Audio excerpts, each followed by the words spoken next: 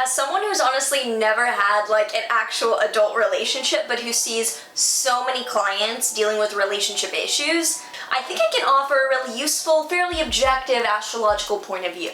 Knowing their entire chart before dating would be best, but I know that's a reach, so even just their sun sign will provide you with insight. Let's get into it. Well, first maybe give me a like, subscribe, then we can get into it.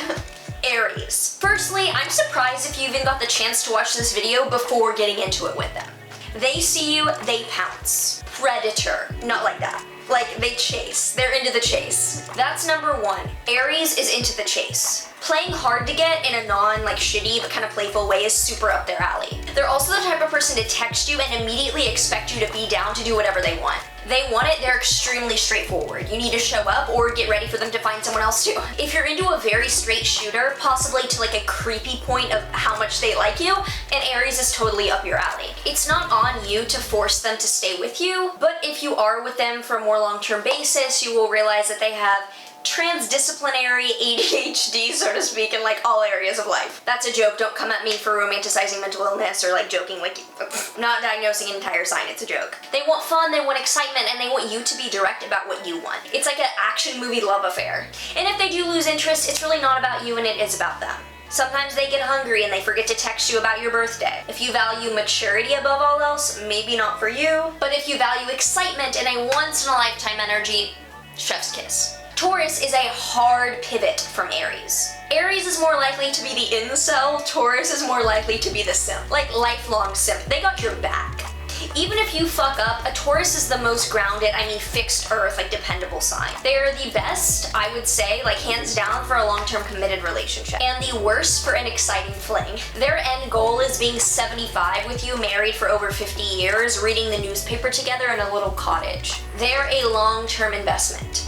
And they're not for you if you want someone to fix or be your project. They will not change for you. Their favorite food today will still be their favorite food when you're living off retirement. The podcast they listen to before work today will be the same podcast they listen to before the same work in 50 years. They won't blow up at you, they won't start drama, they're chill, dependable, and they're probably good with money. 2 minutes in and I've already mentioned money, the Capricorn rising popped out. Personally, I vibe with Taurus energy because like non-committal energy is just chaotic, but they're more boring and steady, but they're also more dependable in the long run. Gemini, be ready to talk a lot. They learn about themselves through bouncing their multiple personalities off of you. They process through banter. If they're debating you and always like coming at you, they're not. They like you. It's if they're quiet or not responsive that the worries might creep in. In some ways, it's a kind of relationship that is so bouncy on the surface and doesn't go too deep. Not in a bad way, but if you're expecting Scorpio or Capricorn like soul sucking, this isn't really the thing for you. The relationship will definitely reside in the mental connection and possibly bleed over into a physical and polyamorous interaction. Kidding, but like not really, because Gemini generally like variety. And they like to keep busy in terms of not necessarily committing as easily either. Again, if you're looking for a great time and someone to open your mind, a Gemini is a great fit. Like they're not gonna hang on to every last word you say or promise you make or commitment you bring up. In fact, they've probably canceled on you or flaked multiple times before you even watch this. And if you're a Gemini, you probably ignored multiple texts during this. You will learn a lot and remember your relationship, but if you expect it to really last, you yourself will either need to have a lot of energy and exuberance naturally, or you'll have to expect to put that in. I'm imagining the battle between Harry and Voldemort, like the duel, and that being kind of how the relationship feels. For Cancer, the first thing that comes to mind is aw. It's not that every Cancer is a soft pile of mush, but inside they are. It's that they're the crab and they have the pinchers and the guard up, but deep down they are like ooey gooey cutie. Once they are convinced that you are safe to be around, they will not have those crab pinchers guard up ever. They will hug you with those crab arms, and Cancers give the best hugs, full stop. For a little while, or maybe a lot of while, depending on you and who you are, they'll be kind of dancing around being open with you. Even with the most assertive, masculine, like guy Cancer, You will feel that weird kind of dancing around the bush, not being direct or forward. They're scoping things out. They're ruled by the moon, which is always changing phases. It's not that they're always changing who they are, like maybe Gemini or Libra, where they are more like turn of a bat kind of change. It's just that they go through cycles. And they want you to be there for them through that, and they also want to care for you when you're going through your own shit. You have to be willing to do that for them, and also they want to care for you. Like, they want to be kind of your little caretaker in some ways. And Cancer wants a home-body relationship. I don't care what they say, they want to stay in. They do not want to go out. Cuddling is also a serious requirement of the relationship, so I mean, I notoriously feel like in all of my like relationships, just even like all different varieties, I'm just a Cancer magnet because I love that. Like, I'd much rather stay home and just like be than do anything exciting. So I'm a fan of that, but I understand that some people want excitement. Leo might be more up your alley. Leo is known for acting like royalty, but they want you right there on the throne with them. Like, when they're showing off and self-aggrandizing, which they have moments of, they want you to hype yourself up too. Their generosity extends out from themselves and scoops you up. If you want the drama, the showing off in public, the getting bored and fighting so that you can both make up, they're for you. They can also be a bit lazy. Like, the lion only hunts ever so often. There will be a lot of downtime of just chilling, like kind of similar to Cancer, but they turn it on when they turn it on. Like, it takes a lot of energy to be royalty, so especially in bed, they can be kind of greedy with their energy. Could be good if you were someone who likes to serve, or like you're into findom. Like, Leo would be a good match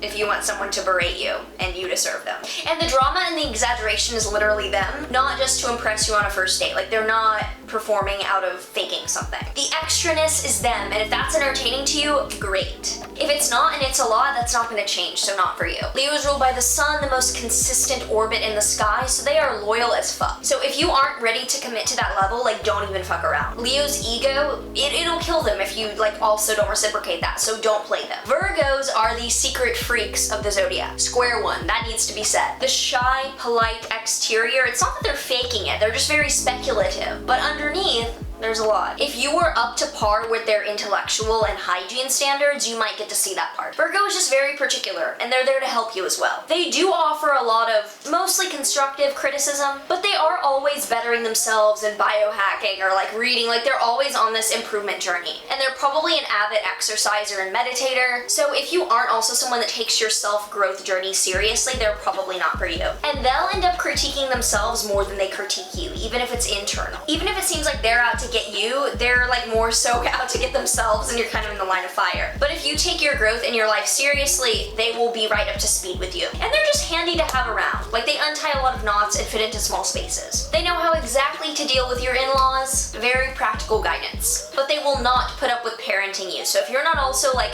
a pretty mature person generally, they're not gonna be for you. Libras are the best daters. I say that in the sense that Libras generally have high levels of social intelligence. Libras can read the room, possibly a little too well, because they can turn it on when like that's not even that. Basically, you're in good hands. Possibly not the only one in their good hands. If you're wanting something deep and like just you and soul entanglement from the get-go, Libra is not the one for you. They're generally weighing you out as an option amidst several. Or even if you're the only one they're seeing, they're not sold. They will act like they are, and they're not even trying, they're just so good at peopling. Libras are great if you're also scoping out the market and want someone to bounce ideas off of. Like, after work, they're gonna wanna talk about your day and debate what you think. But they're not the kind of relationship where they're gonna wanna play video games with you in silence all day or just like sit there. That'll be more Taurus or Cancer. In some ways, it's like having a best friend at all times. Not necessarily a soul-sucking love, but if you're dating casually, it's pretty fun, and they'll probably end up being someone that you do connect with even after the fact. But if you are looking for something serious, make sure that you are direct in that conversation, because they have a knack for avoiding the seriousness. Scorpio. Probably what you've been waiting for. And no, they are not all sex obsessed. Scorpio does rule the genitalia, but that comes more from Mars and the assignment of like the penetration and forcefulness that goes on in that area, not inherently like sexual obsession. Plus, they're pretty careful people, so they're not gonna be leaking that energy everywhere unless they're like very just going like very haywire. But they are intense people. Intense as in the energy is all directed at you if you're together. They focus in on one person more than any other sign. Can this be creepy? Perhaps. Can it be romantic? Perhaps. Depends, one, on how physically attracted they are, and two, on your level of being on board with that. Like, extreme exclusivity. If Scorpio is not hitting you with that extreme focus, they're either one, in denial, or two, hoping to use you for something physical.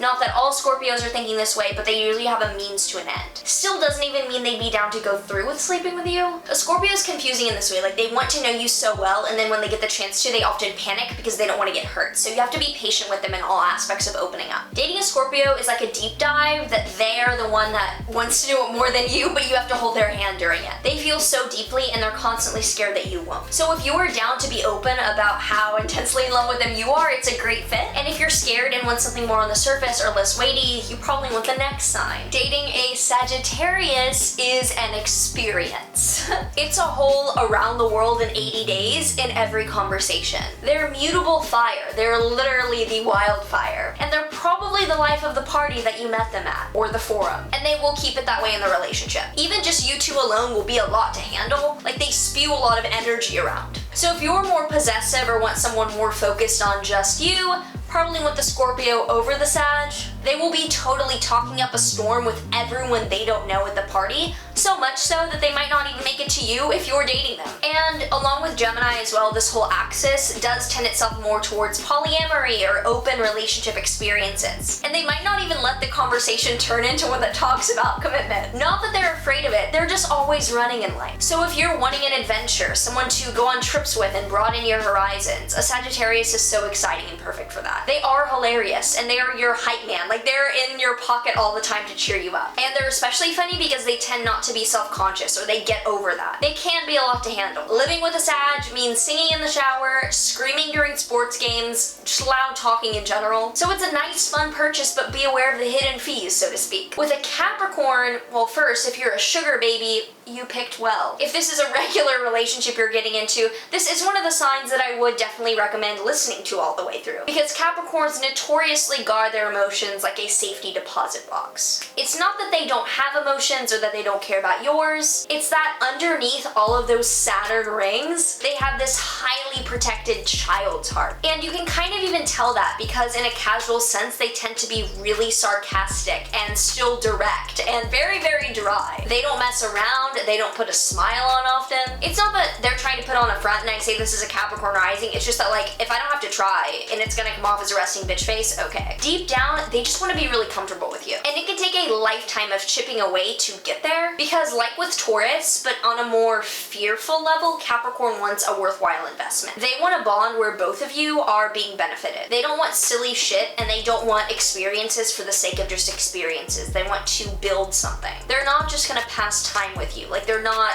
wasting their time, and as a result they might not have had much relationship experience actually, or they might have had like one long-term partner because they don't fuck around. Dating a Capricorn means that they're going to mind their own business. They're not going to come and cry to you every 5 seconds, and they're going to be building their own life as well. It means that sometimes they might not have a first instinct to either ask for help or offer you help, but that doesn't mean that they're not opening up to you as you go along, and that if you're honest with them about feeling that way, that they won't feel obligated to let you know where their head is at, so that they're pretty straightforward. Like they're not gonna fuck around, and they're pretty damn sarcastic. So I mean, they're cute if you're also pretty sarcastic. With dating an Aquarius, they get more condescending the more that they like you. Like flat out, that's square one. So if you're talking and as you go they seem to be getting more charming and meaner, yeah, you're onto something. But if you do correct them or say that you're feeling hurt, they generally will adjust accordingly. Dating an Aquarius is interesting because they are a fixed sign. They like to stay steady, but they're an air sign, so they like to be constantly stimulated and in the world of the mind. They want to stick with you, but they want to learn and grow and constantly upgrade with you. So they will quite literally feel better or like they have the upper hand if you don't seemingly